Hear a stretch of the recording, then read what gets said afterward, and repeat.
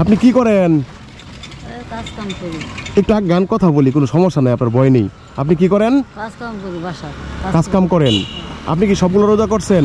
সবটি করছি, একটাও ভাঙছি না। হ্যাঁ, একটাও ভাঙছি না। একটাও ভাঙেন নাই? না, আমরা রোজা ভাঙি না। আপনার বাসায় কে কে আছে?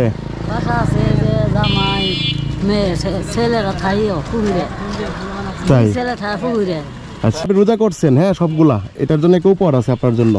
এই যে এখানে আছে নুডলস, সেমাই, এখানে আরেক জাতের সেমাই, এই যে আছে পিঠা, এখানে আছে 1 লিটার তেল, পিঠা আছে আরেক জাতের, আছে এখানে চিনি, এখানে আছে একটা গোসলের সাবান, আর এখানে দিলাম 1 হালি ডিম।